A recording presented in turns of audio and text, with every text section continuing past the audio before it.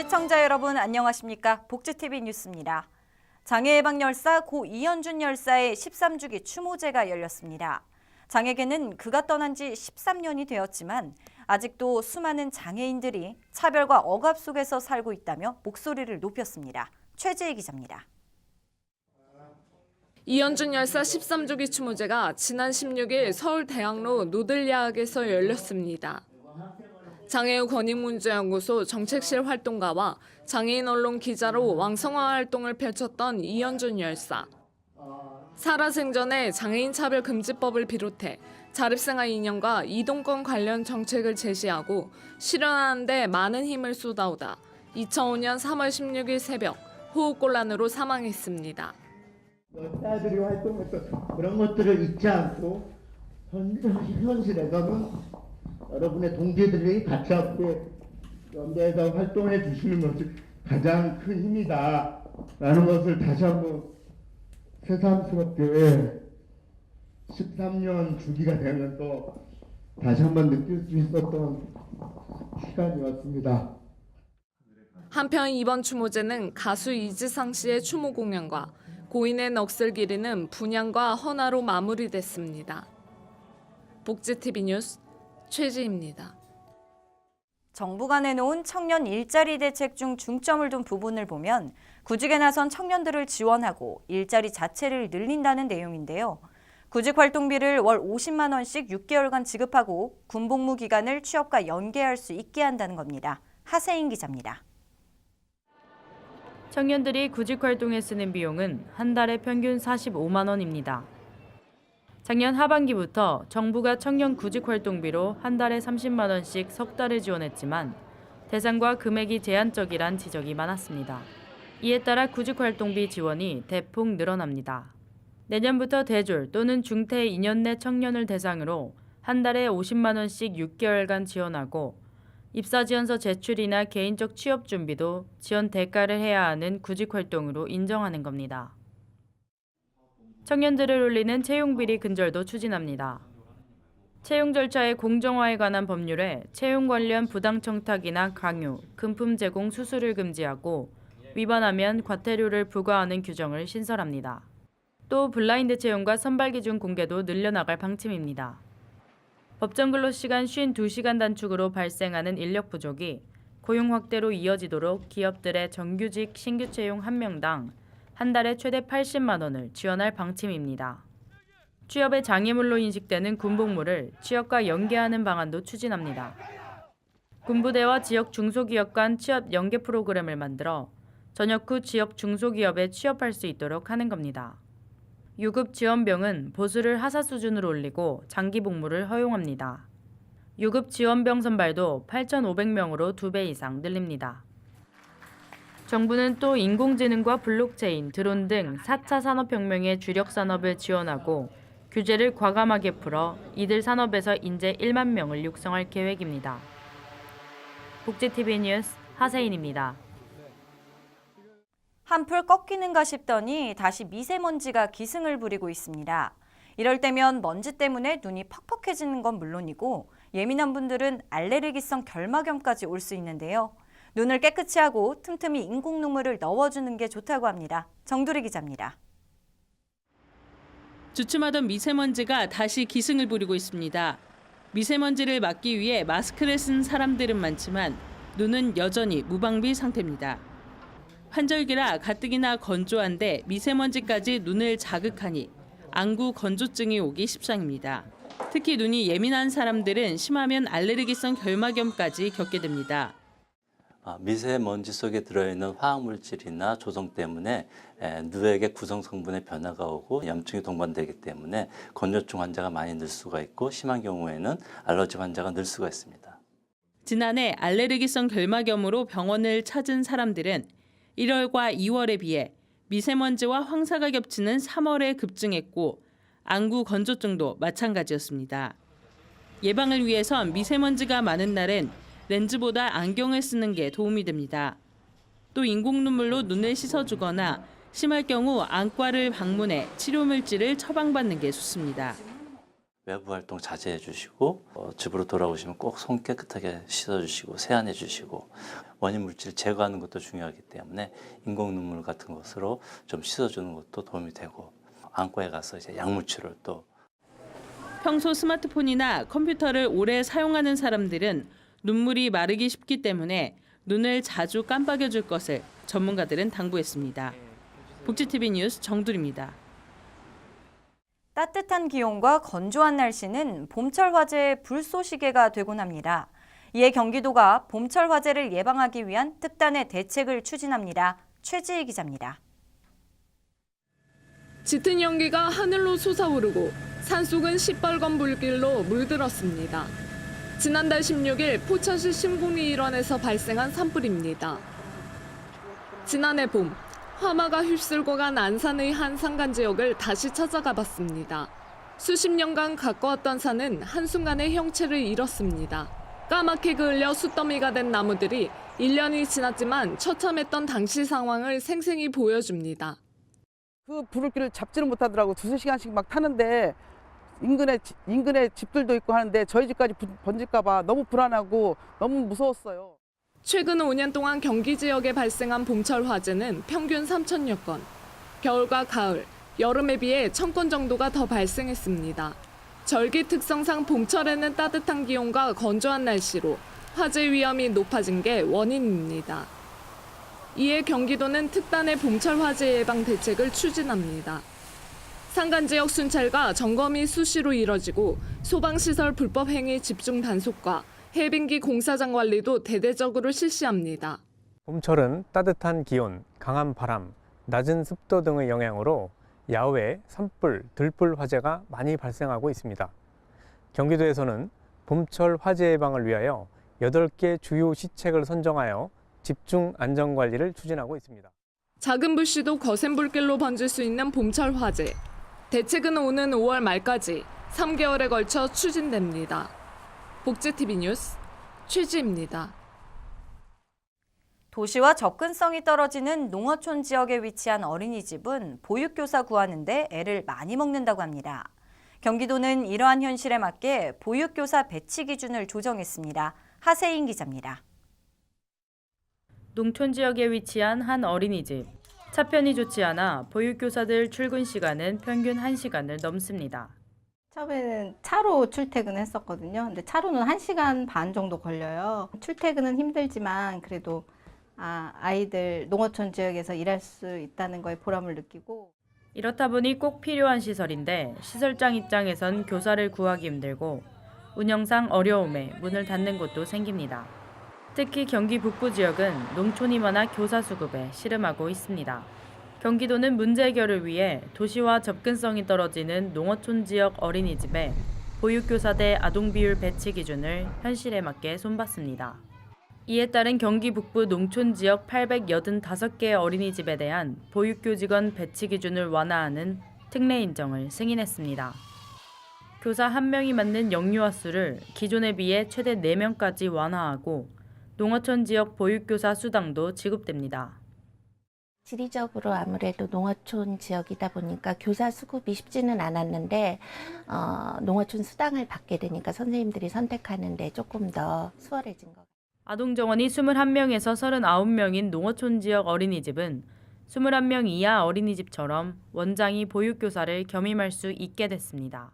농촌 지역 어린이집 보육교사 수급에 어려움이 해소되고 어린이집 운영에 도움이 될 것으로 기대됩니다. 현실에 맞는 기준 조정으로 농어촌 지역 어린이집 보육교사 처우 수준과 어린이집 운영 효율성은 높아질 것으로 보입니다. 복지TV 뉴스 하세인입니다.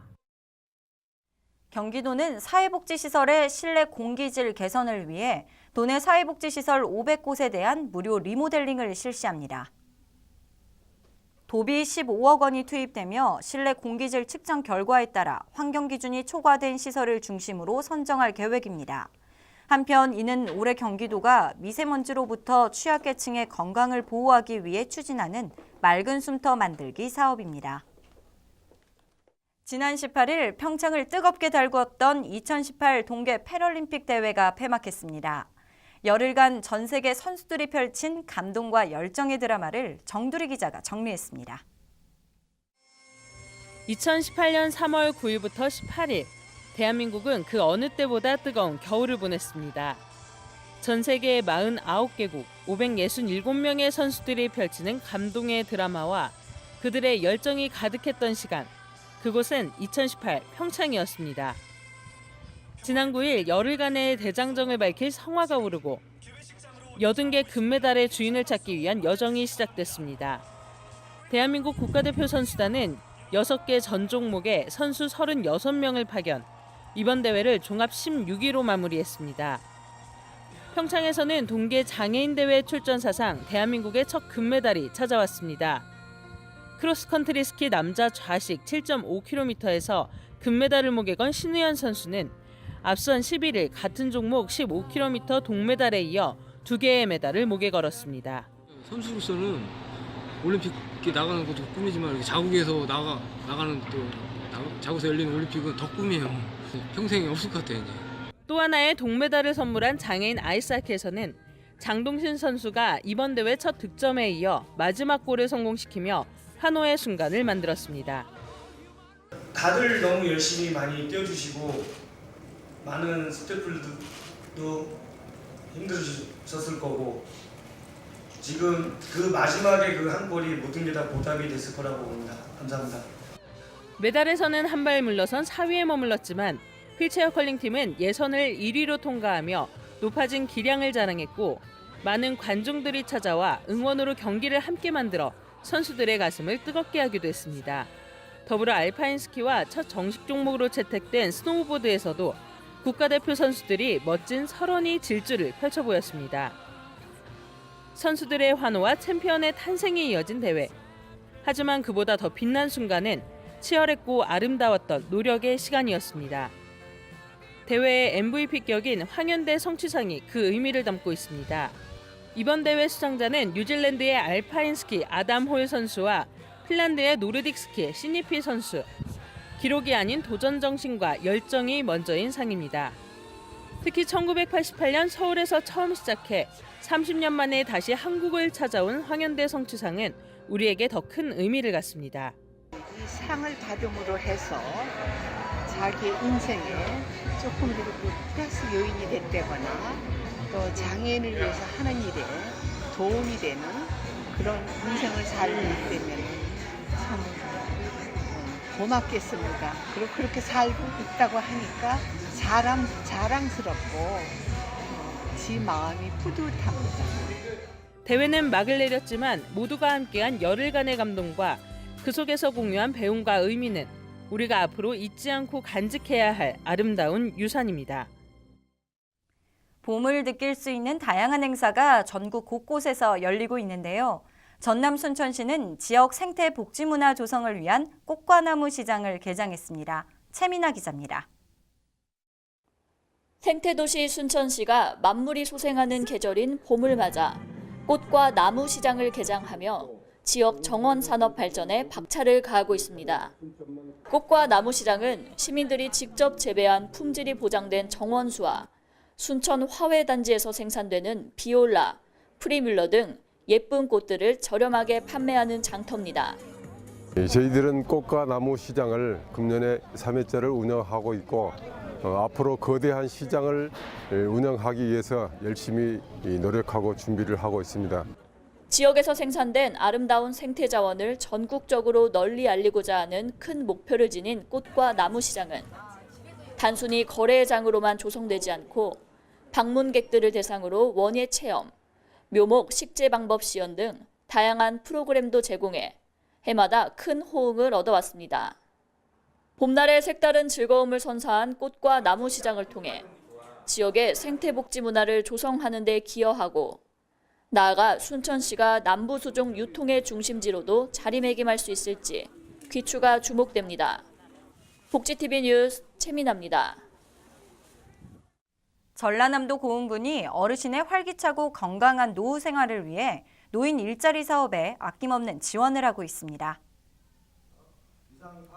고흥군의 노인사회활동 지원 사업은 오는 11월까지 보육시설 봉사활동, 사랑의 손길 활동 등 고령 인구를 대상으로 각자의 적성에 맞는 사회활동 기회를 제공하는 맞춤형 복지정책의 일환입니다. 노인이 더 이상 사회적 부담이 아니라 사회 발전에 기여자라는 인식을 제고시킨 고흥군의 모습이 고령화 사회 속 노인복지의 일환으로 자리매김하길 전망합니다. 전라남도 순천시가 45년 만에 상공인의 전당인 상의회관을 준공하며 지역 경제의 주춧돌이 될 것을 다짐했습니다. 순천 상공회의소는 그동안 지역 상공인들의 애로사항을 해소하기 위해 힘써왔으며 그 결과 지역 맞춤형 일자리 사업을 확대해 시민들에게 더욱 향상된 일자리 복지를 제공할 수 있게 됐습니다.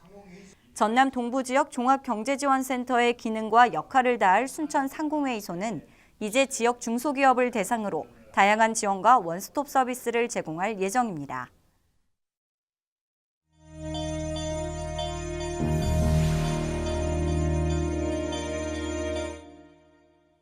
계속해서 간추린 소식을 전해드립니다.